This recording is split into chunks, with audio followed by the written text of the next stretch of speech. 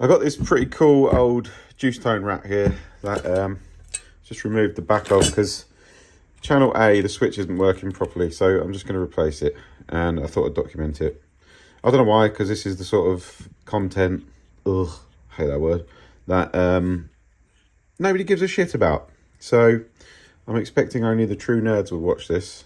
If you're a Rat fan, you might enjoy it.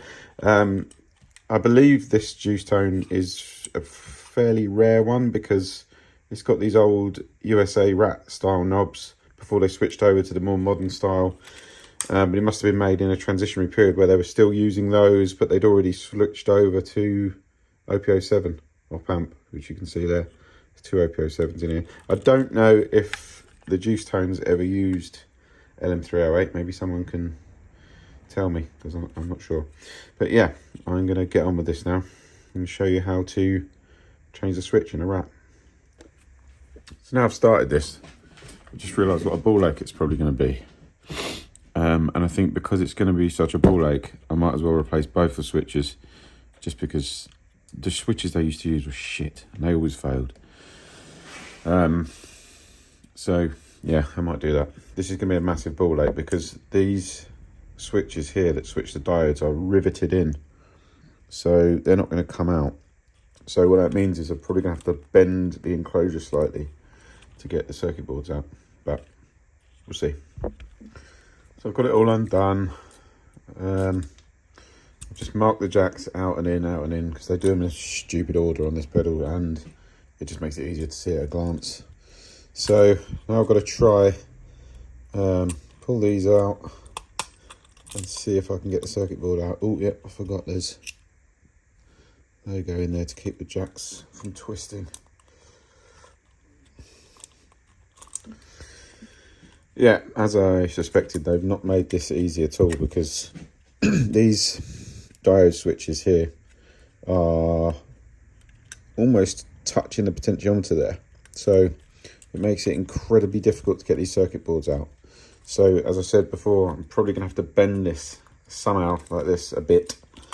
Obviously I don't want to, wreck it, but that's all I can do. I'm going to have to bend it a bit to open it, I think. In fact, I realise what I should probably do first is just desolder these switches. So that's what I'm going to do. Let's start with one on channel A, because that's the broken one. So I've just been able to snip the wires off because there's enough room on them that they will be able to solder back on. It's these wires that are soldered to the board that I want to make sure I keep intact. So just because I don't really want to have to add wires, if possible I want to use the wires that were already attached to the board. So that's what I'm doing here, just trying to keep those intact basically.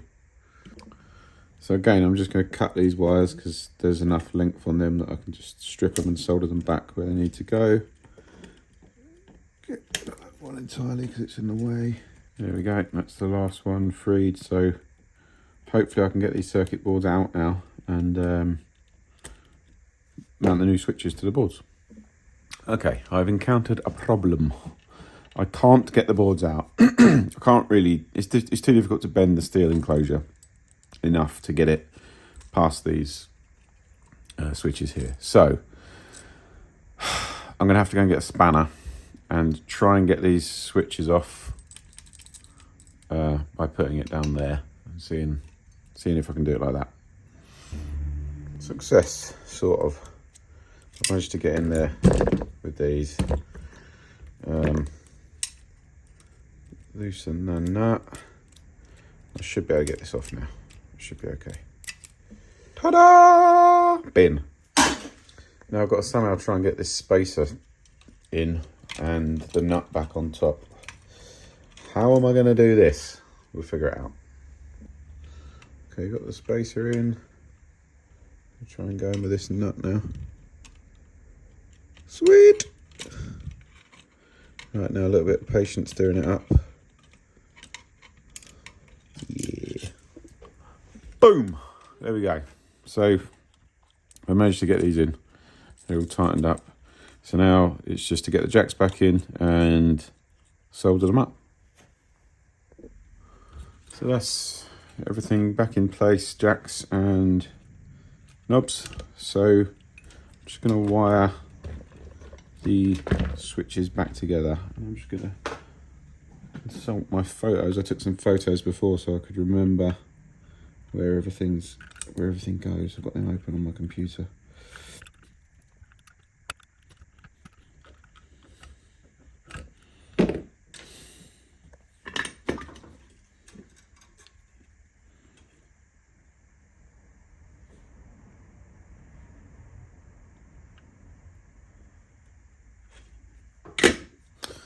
First one done.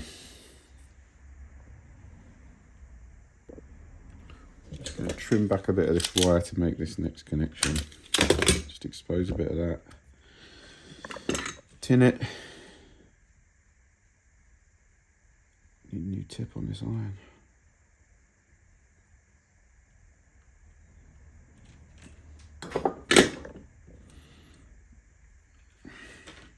It needs connecting to this lug here.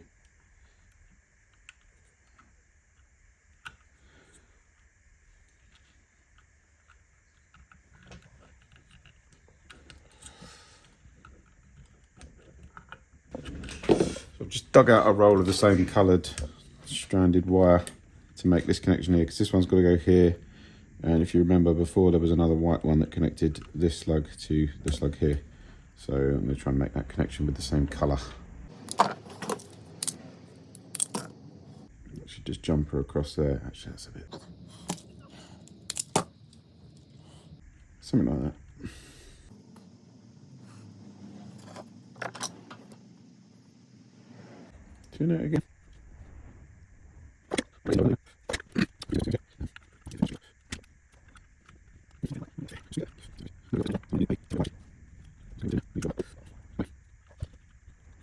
It's not going to be the prettiest connection, this, but here we go. It is what it is. I blame Proco for using this silly switch wiring.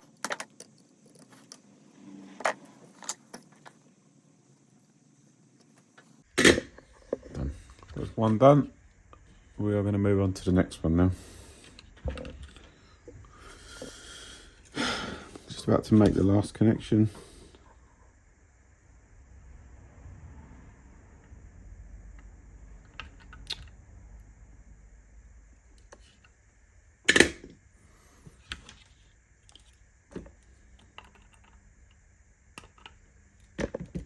And we're done. Go test it out now. So just to show you that it does indeed work.